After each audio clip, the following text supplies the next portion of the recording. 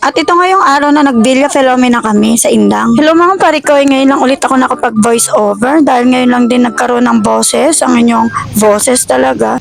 Nagkaroon ng boses ang inyong lingkod na parikoy. Kaya ngayon ko lang din ma-share yung aming journey nung nag-Villa Filomena kami sa Indang. Yes, ito pa yung mga kasagsagan ng summer outing dahil mainit, ligo-ligo. Kaya naman napagdesisyonan namin pamilya na maligo kami sa may ilog at the same time may swimming pool din siya. At syempre ang pangmalakasan na L300 ni Kuya Mike ang aming ginamit papunta dito. Alis tayo. Saan tayo? Saan tayo? Saan tayo punta? Mema lang.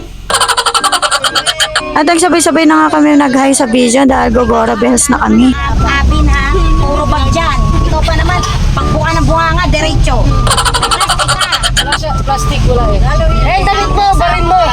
Naalala ko kayo sabi niya.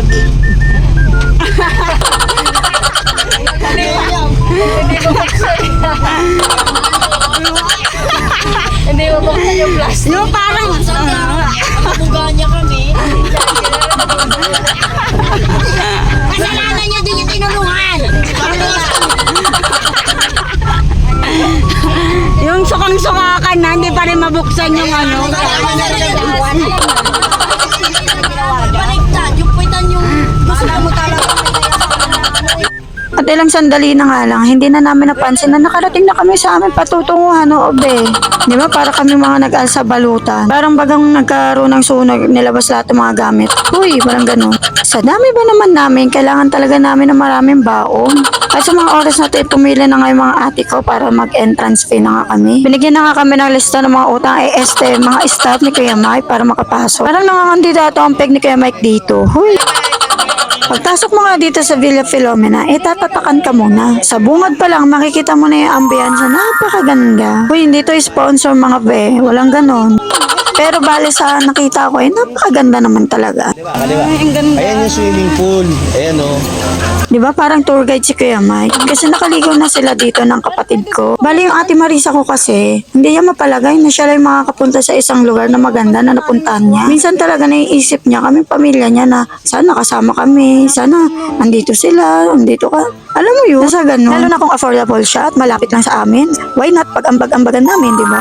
At nakarating na nga kami sa cottage. Malapit nga pala yung napili nila ate dito sa may malapit sa ilog. Napakalinis pa talaga ng ilog dito ng mga oras na ito. Dito napili talaga ng ate magpwesto dahil malinis at malawak yung pepwestohan namin. Bago kami maligo at mag-enjoy dito, magkakain muna kami ng almusal. Dahil wala pa nag-almusal sa amin. Oo, dapat talaga kami kumain na kasi tignan mo naman tingin ni Walin dyan. Ang ganda din.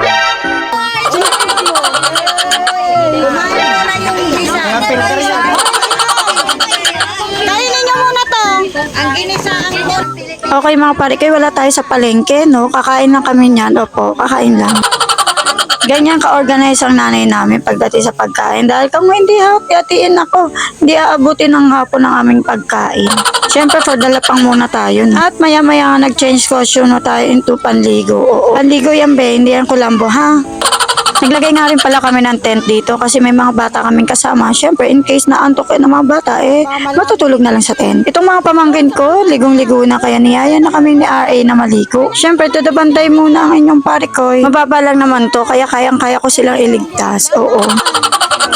Ito ang kagandahan kapag may swimming pool / may ilog kang papaliguan. Bali may choices talaga kayo kung ilog kayo o swimming pool or sa mababa o sa malalim. At least pati mga batang kasama nyo mag-e-enjoy talaga sa pagliligo. At syempre bago kami mag-enjoy mga matatanda binantayan muna namin itong mga bata. At nung komportable na sila dun sa pinagliliguan nila naligo na kami dun sa katabing swimming pool. Which is mga 4 feet lang din naman to. Oo. Kaya nag-enjoy talaga ang parikoy nyo dito dahil walang lunod-lunod ba? Magaling baga ako maligo sa mababaw lang ba? Oo. Aminin nyo mga pare kayo, masarap talaga ang feeling kapag kasama mo ang pamilya pag nag-outing. Medyo masakit nga lang sa bulsa pero ox na rin dahil one time lang naman, oo. Pinalikan ko nga ulit yung pamangkin ko dito kung ano na ba nangyari sa dalawa. Na-enjoy na talaga sila dito sa paliguan ng mga pambata. At game na pa nga sila dito magpa-picture sa akin. Ano. Kanina wala sa mood yung isa. Ngayon, sobrang tuwan-tuwa na talaga. Sabi ko sa kanila, tara picture tayo. Picture. Nakukulit din pero ang sasarap din kasama na itong mga batang to. Sabi nga, hanggat bata, laruin mo lang. Hanggat bata pa. Dahil darating ang panahon na hindi mo na makikitang ganyan ang mga bata. At sila magsisipaglakihan at may iwan ka patandaan. Nasisid lang to ni Alfredo sa ilalim ng river. Nagka-shade pa kami. Pumunta nga kami dito sa part ng ilog na may parang waterfalls, ampeg. At sa part na to, malalim na talaga, as in malalim. Dito sila tumatalon, dito sila nag-i-slide, tapos yung naglalambitin, yung ala Ann Curtis style. Sa part na to ng river, mupo lang ako dyan at umihi. Charis! Kung hindi talaga ang mga parikoy na iihi pag nasa ilog, ang lamig kaya. At ito nga si nanay namin, mag-i-slide nga dito sa talunan. Sabi niya, videohan ko daw siya habang nag-i-slide. Oh, go!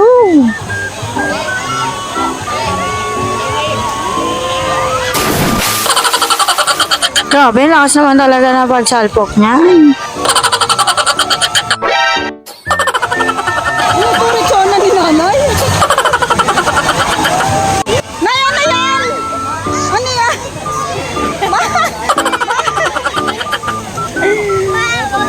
Bakit may ano ka? May dala ka niyan? Retsona. For the go nga kasi yung nanay ko, tuwing aalis na agad kami. Kaya kung ano lang yung madadala ng bulsa niya, yun na lang talaga ang kanyang madadala. Hindi na nga nagpapigil tong nanay ko, sinunod na nga yung mala Ann Curtis na pagtalon. For the go talaga ang nanay namin, go! Pakaway-kaway pa siya, oh. Kala ko naman ang Curtis na! Grabe naman yan! Expectation versus reality ang nangyari. Ito naman yung mga napulot ng kapatid ko sa ilalim ng ilog. Tara bilangin natin at imay nyo na lang kung sino yung mga nawawalan dyan ng sunglass.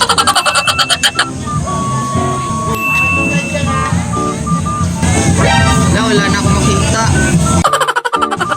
Mga pare ko, bukod pa yung mga suot naming sunglass dyan ha. May parang napulot pa nga dyan yung kapatid ko na branded at saka pang reading glass. Ito nga yung itsura niya. At ito nga nakasabit kay Angela. Pulot lang din namin. Mula dito naman sa cottage namin, ito ang view namin. Ang sarap lang talaga maligo kasama talaga ang buong pamilya. Nakakatuwa kasi sa mga panahon na to talaga namang mainit at saktong-sakto talaga ang panahon sa pagligo dito sa ilog. Yan nga pala yung goggles na ginagamit ng kapatid ko pang sisid. Ang kagandahan din pala dito sa Villa Pelomena maraming mga CR na pwede pagliguan, pagdumihan.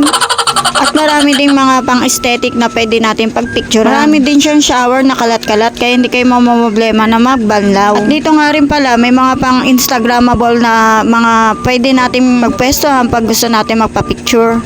Kahit ano lang ginawa ko dyan, parang engot lang, no? At naganda-gandahan lang yung parikoy dito. Uy, sino ka dyan?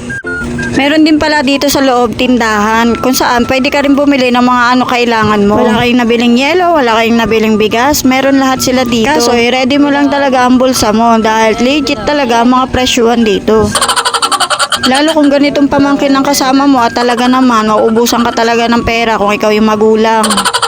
Nung nakabili na nga kami ng mga kailangan namin, may nakita rin kaming cafe shop dito. Kung alam nyo ang Starbucks, hindi rin naman magpapakabog ang cafe shop na to. At legit din naman talaga ang presyuhan ng mga cafe nila dito per serving. Kaya lumabas na lang kami. At ito nga yung mga kaganapan namin, diba? Lahat kami halos mayroong mga sunglass. Papunta nga pala kami dito sa may taas. Doon daw kasi sa parang farm may mga ostrich at mga baka, native na baka, kalabaw. Sa mga oras na to, okay pa tong kapatid kong si Jocelyn. Tapusin nyo tong video para malaman nyo kung ano nangyari sa kanya. Ganda-gandahan pa siya, di ba? At nandito na kami sa hanging bridge na tatawiran namin papunta sa may taas. Mga pare ko, kaloka talaga ang taas neto. At nagsiswing pa nga talaga kami dito. Salamat nga pala dito kay RA kasi buwis-buhay niya ako na videohan dito sa tulay. One hand ba naman lang ang paghawak niya sa cellphone namin? Ito nga yung view namin dito sa dulo. Dito makikita natin mga itsura ng mga patawid sa tulay. Diba? Pag tinignan mo lang siya, parang okay naman, hindi naman nakakatakot. Pero pag personal talagang natawid ka, ay talaga naman. Dito lang nga nag-struggle yung kapatid kong si Jocelyn. Kung makikita nyo talaga, may mga nakasunod sa kanya dyan sa likod, mga kalalakihan. Inuugong-ugong nga nila dito yung tulay. Kaya lalong natatakot yung kapatid kong maglakad sa unahan. Binubuli nila dyan yung kapatid ko, kaya lalong kinakabahan, natatakot humakbang. Medyo may kabigatan pa naman tong kapatid ko, kaya medyo natatakot talaga siya maglakad. At sa awa ng Diyos, talaga naman nagpalakpakan ng mga tao nang nakatawid na nga siya. Dito na nga nag-start na umiyak si Jocelyn. Hindi namin napansin na natakot talaga siya doon. Talaga naman napaiyak siya. Ano? Bumukaka ka! Ano ba tayo doon na iba? Baka kasi nahuli ka. Ano nangyari ba? Ano ka magkasama sa height? Ayun na nga, takot daw pala siya sa height. Ikaw ba naman kasi tumatawid ka sa height, tapos may mga loko-lokong mga kabataan na kasunuran mo, inugoy-ugoy pa yung tulay, ayun. Pauli-uli ka kasi! Experience ko yun, John. Di ko alam kung concern tong mga kapatid ko sa kapatid ko. Abay, niloloko-loko pa nga. At nagtuloy pa rin kami sa mission namin, no. Umakyat pa rin kami kahit na umiyak si Jocelyn. Ito namang mga kuya niya ay pinagloloko-loko pa Sa mga siya. oras na to ay kailangan pa rin namin magpatuloy para makaakyat na nga kami sa taas. Mga pare ko, hindi ko lang alam kung ilang step talaga ang nagawa namin dito para makaakyat. Isisave ka namin. Nila naman kami magsisave sa'yo eh. Papalik sana eh! Kaso iba yung nasa likod niya eh! Ay! Maya na pala! Alalay mo ate mo. Buhatan, At sa mga oras na to ay nakikita na nga yung mga mababagal maglakad paakyat, mga napapagod na. Kami mga okay-okay pa, ganda-gandahan muna ang peg. At sa wakas, nakarating na nga kami dito. Una namin nakita itong mga pabo na to. Nakakatuwa kasi libre lang namin nakikita ang mga to. Kasi sa Manila Zoo, may bayad talaga ang entrance doon, di ba? Hinawak-hawakan ko nga yung mga balahibo dyan ng ostrich. Itong si Onis, takot na takot para sa akin. Saka ilang pagawa, nagpa-eyelashes, mga be. Ang ganda ng mga mata nyo, ah. Ano ko tutukain? Pakaan to kain ka? Si Onis, akala mo naman talaga lalamunin ako ng mga ostrich na ito. Trinay na nga din dito ni Onis na magpakain sa ostrich. Hindi namin alam kung ito talaga yung kinakain yan, kaso ito yung mga binibigay ng mga tao dito. Ayun nga, gusto nila papakain. At ayun nga, gusto nila talaga ng pinapakain sila, hindi yung ilalapag lang yung pagkain sa harap nila. Ito naman, siguro mga babying ostrich ba to? Ostrich ba yan? Manok yata yan, eh. Kalapate yan! Pilipin para Kalapabo. Ano itong bali? Pinagpipitas na eh. Naubos mo, gagi. Baka ano na yun, tatarkihin na ata to, boy. Naubos na yung buhok niya. Kalabaw ba yan baka? Kalabaw. Baka tamaraw. Ano to? Tamaraw yan. Tamaraw ba? Parang kalabaw. Tamara. Siya kalakaw. Ano mga lalaki, game.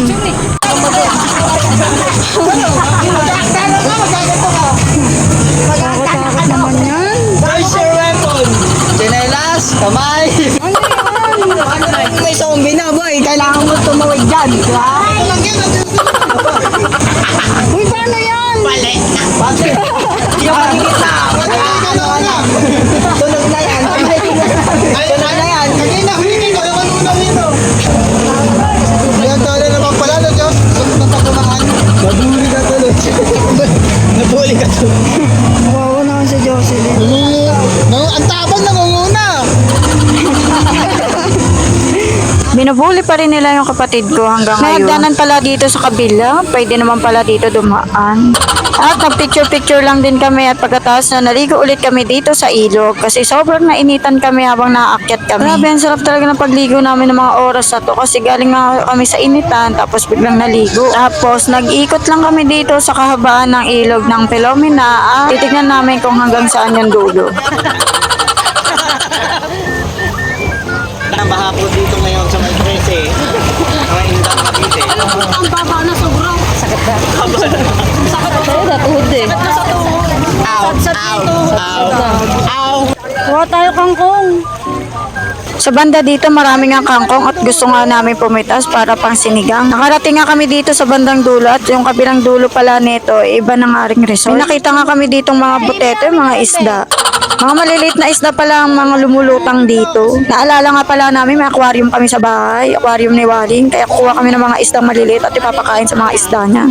At nung bumalik na nga kami sa cottage namin, dumating na nga rin yung isang ate ko kasama si Kuya Francis. At papunta nga nila, may bitbit silang mga pakwan. Medyo na late lang sila kasi may inasikaso pa nga silang gagawin. At ngayon kompleto na nga kami, talaga namang mas nag-enjoy kami. Kumain na muna kami dito ng pakwan.